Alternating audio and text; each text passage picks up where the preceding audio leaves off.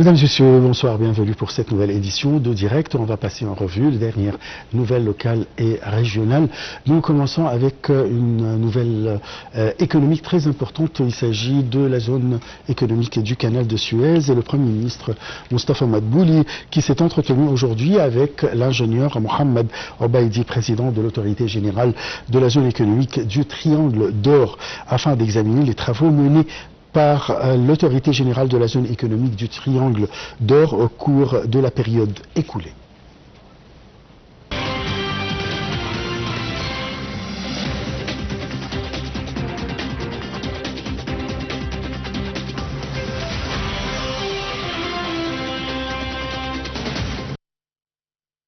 Le Premier ministre Dr Moustapha Madbouli a rencontré ce lundi au siège du gouvernement à la nouvelle ville d'El Alamein l'ingénieur président de l'autorité générale de la zone économique du Triangle d'Or afin d'examiner plusieurs dossiers.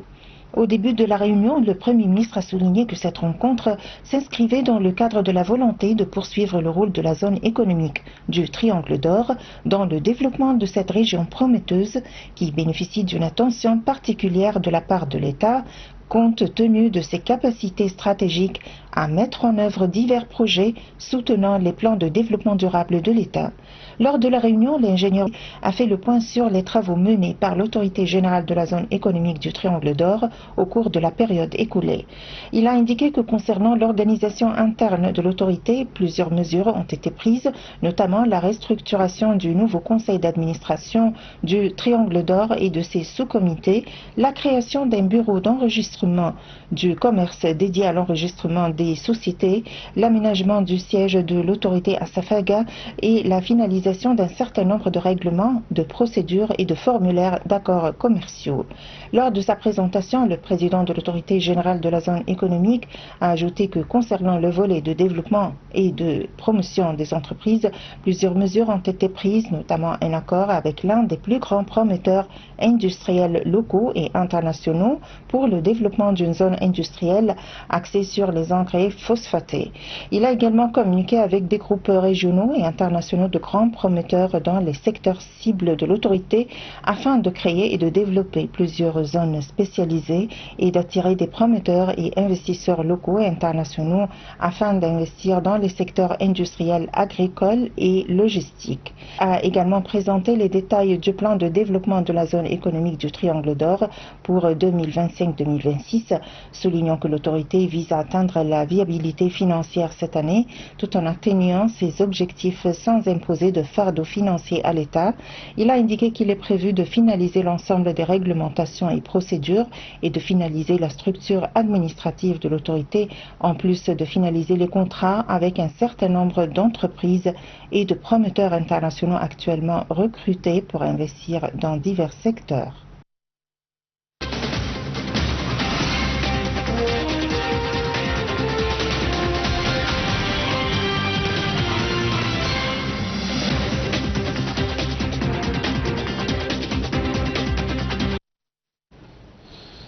Et pour aborder ce sujet, nous avons le plaisir d'accueillir au bout du fil Dr Amr Hamid. Vous êtes expert en économie. Bonsoir.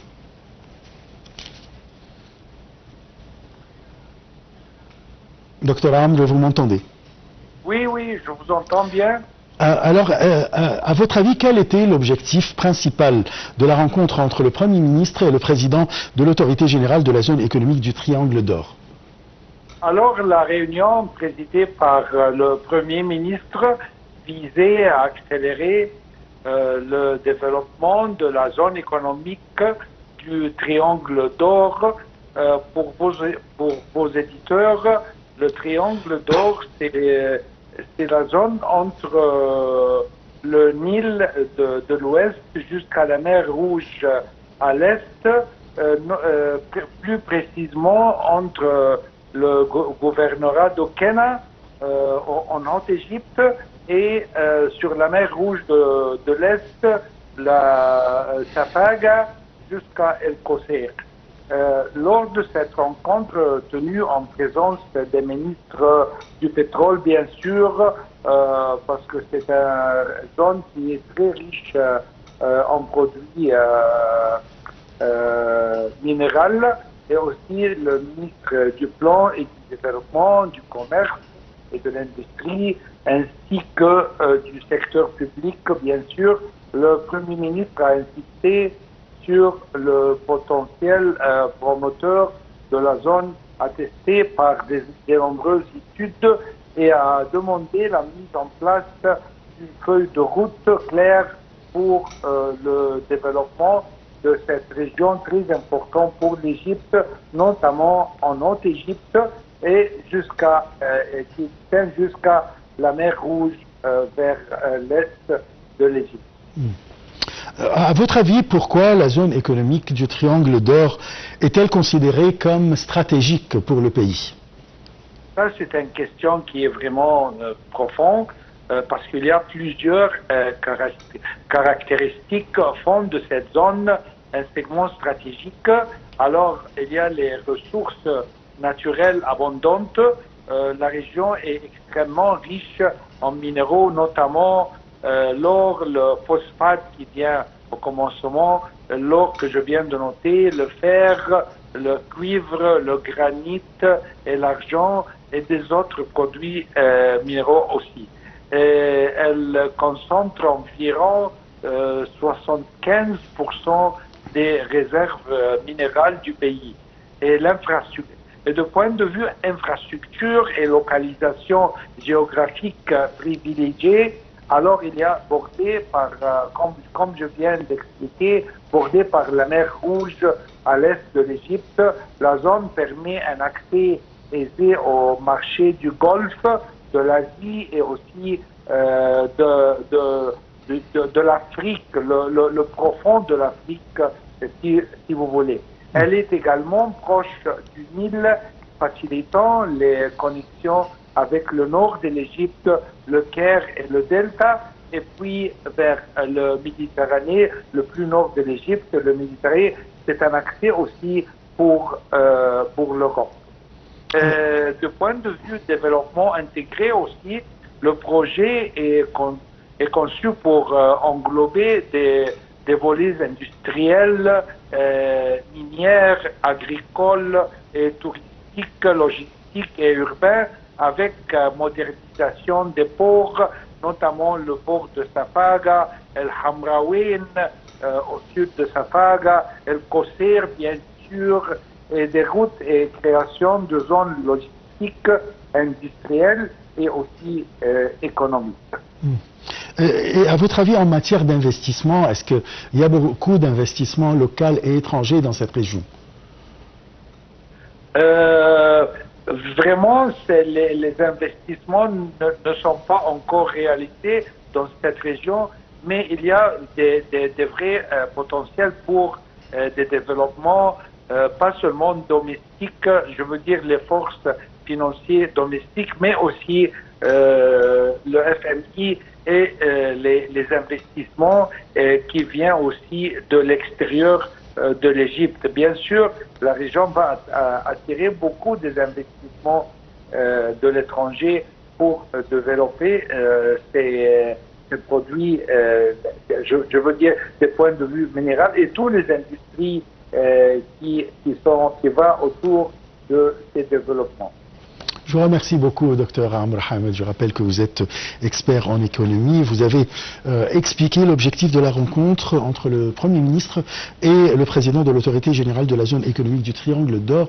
Quelle importance économique, industrielle et minérale de cette région et bien sûr, quelle importance stratégique pour l'Égypte qui attend beaucoup d'investissements dans cette région. Je passe à un autre sujet, mais cette fois-ci, c'est concernant la cause ukrainienne. Les États-Unis travaillent à programmer une rencontre entre Donald Trump et ses homologues russes Vladimir Poutine et ukrainien Volodymyr Zelensky, selon le vice-président américain, tandis que les alliés européens de l'Ukraine poussent pour la présence de Zelensky au sommet américano-russe en Alaska. Les dirigeants de l'Union européenne et de puissances du vieux continent ont encore insisté dimanche pour que Kiev soit partie prenante aux négociations américano-russes à quelques jours du sommet prévu vendredi prochain entre Trump et Poutine en Alaska.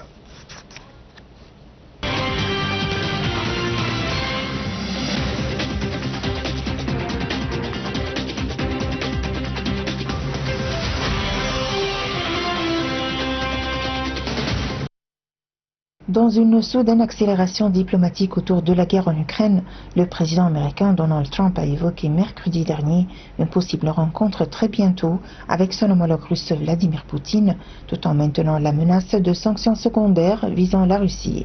Il répondait à une question sur une possible rencontre avec le président russe ainsi qu'avec le chef d'État ukrainien Volodymyr Zelensky pendant un échange avec la presse dans le bureau ovale à Washington.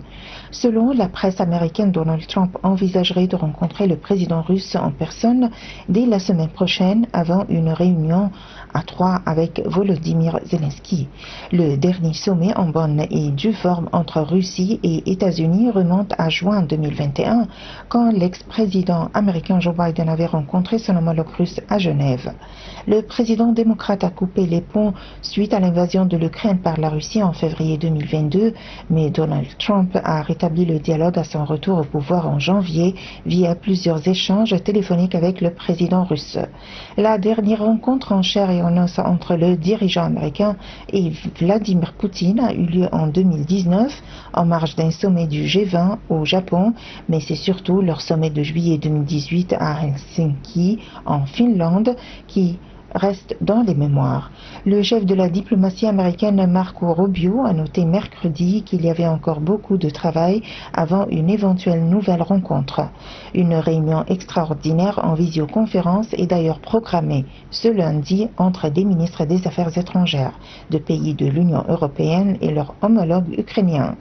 La Russie réclame à l'Ukraine qu'elle lui cède 4 régions partiellement occupées, celles de Donetsk, Lugansk, Zaporijia et Kherson, en plus de la Crimée annexée en 2014, et qu'elle renonce aux livraisons d'armes occidentales et à toute adhésion à l'OTAN.